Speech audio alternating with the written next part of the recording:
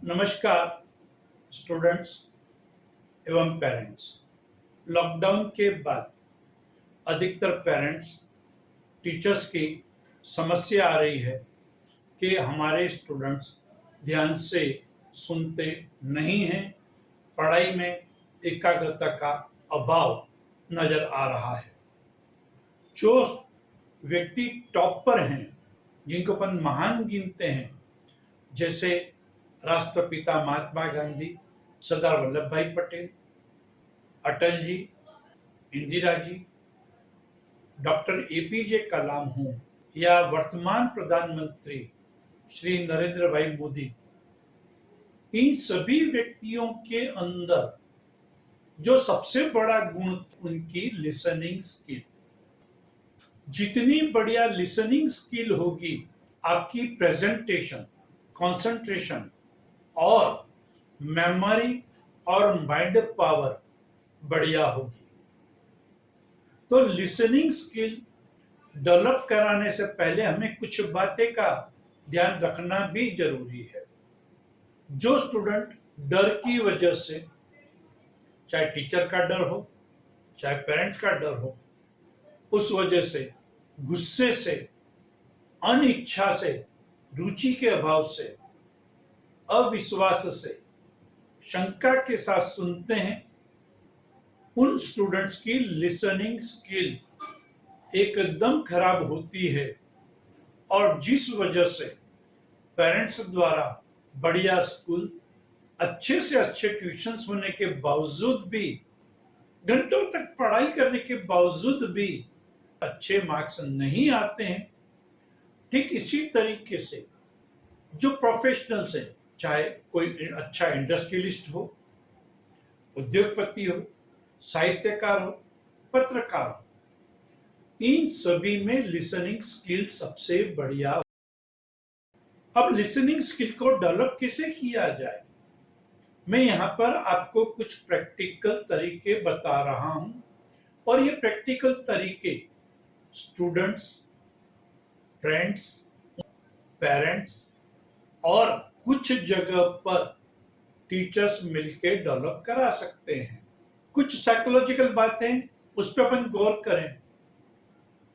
जब हम क्लास के अंदर जाते हैं या अपने पेरेंट्स, ग्रैंड पेरेंट्स की बातें सुनते हैं, तब हमें एक बात ध्यान रखनी होगी कि सामने वाला जो कह रहा है वो 100% सही कह रहा है। ये बात स्वीकारिए कि सामने वाला व्यक्ति 100% सही कह रहा है। यहाँ पर न तो कोई तर्क चाहिए। यदि आप लालच के साथ सुनते हैं, लोभरती के साथ सुनते हैं, आप गुस्से के साथ सुनते हैं, तब सामने वाला व्यक्ति कहता कुछ है और आप सुनते कुछ है, जिस वजह से आपके दिए हुए उत्तर गलत साबित होते हैं। अब लिसनिंग स्किल को और कैसे डेवलप किया, उसके बाद आप आपके पेरेंट्स, आपके ग्रैंड पेरेंट्स, आपके परिवार के अन्य सदस्य के साथ जब आप बातें करते हैं, तब आपके मन में आते विचारों को रोकने का प्रयत्न करें और सामने वाले व्यक्ति की बात सिर्फ सुनने का प्रयत्न करें। और जब 2 या 3 मिनट या 5 मिनट बाद जब सामने वाला व्यक्ति चुप होता है, अटकता है, तब आप उसकी बात को संक्षिप्त में, शॉर्ट में बताइए कि तुम ये चीज कहना चाहते थे। क्लास के अंदर भी आप इस तरीके से, टीचर 5 या 7 मिनट तक जब पढ़ाई की बातें करते हैं, उस समय पर आप बड़े ध्यान से सुनिए। उसके बाद में जब विषय से अन्य मुद्दों पर जाते हैं, तब अपने आप से एक प्रश्न पूछिए कि सर ये कहना चाहते थे। और यदि टीचर इस बात के लिए आपको मौका देते हैं, तब आप ये सवाल टीचर से पूछ सकते हैं।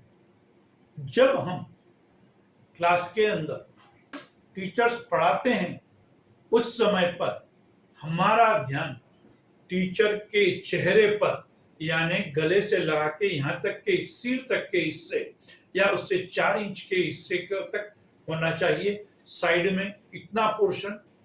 उसके साथ साथ टीचर्स के हाथ का इतना सा पोर्शन, दोनों हाथ का, उसके ऊपर हमारा ध्यान होना चाहिए। जब हम किसी बात सुनते हैं उस समय पर हमारा चेहरा कड़क नहीं होना चाहिए। हम बड़े प्यार से सामने वाले व्यक्ति की बात सुने और ये निश्चय माने कि सामने वाला व्यक्ति जो भी कह रहा है वो 100% सही कह रहा है। जब उसकी बात पूरी हो जाती है उसके बाद में ही आप अपनी राय दीजिएगा। बच्चे जो छोटे हैं, जो 2 साल से 3 साल से ऊपर के हैं, वहां से लगाकर आगे 22 या 25 साल के स्टूडेंट्स के लिए एक बहुत बढ़िया गेम है। 2 व्यक्ति, 3 व्यक्ति, 5 व्यक्ति, 10 व्यक्ति मिलकर खेल सकते हैं और उसको मेमोरी गेम खेल कही जाती है। एक व्यक्ति एक शब्द बोलता है, दूसरा व्यक्ति उसके साथ रिपीट करता है, तीसरा व्यक्ति सारे शब्द रिपीट करता है, चौथा व्यक्ति फिर शब्द रिपीट करता है। अब वापस आपका नंबर आता है तो पहले 4 शब्द, बाद में एक शब्द ऐड करते हैं, फिर उसके बाद में से वैसे आप 40 शब्दों का सेट आप डेवलप कर सकते हैं। इसके अंदर जैसे अपन एग्जांपल देते हैं, कार, दूसरे स्टूडेंट ने कहा, दूसरे व्यक्ति ने कहा बस, कार बस, तीसरे व्यक्ति ने कहा झाड़, कार बस झाड़। अब चौथे व्यक्ति ने कहा ट्री, कार बस झाड़ ट्री। अब ये शब्द हुए 10 शब्द, 15 शब्दों पर जाने के बाद में आप रिपीट करें रिटर्न में, ट्री, झाड़, बस, कार। फिर कार और ट्री के बीच में क्या था, बस और के आगे पीछे क्या था। इस तरीके से आप कंसंट्रेशन डेवलपमेंट की गेम खेल सकते हैं।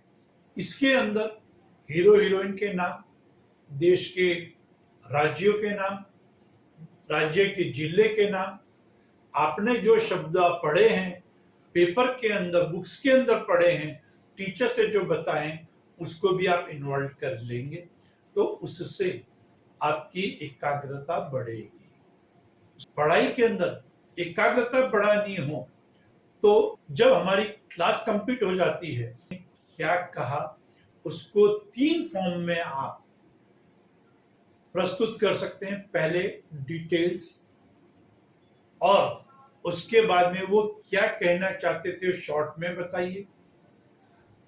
उसके बाद में थर्ड, सब्जेक्ट का टाइटल दीजिए। इस तरीके से आप अपनी एकाग्रता बढ़ा सकते हैं।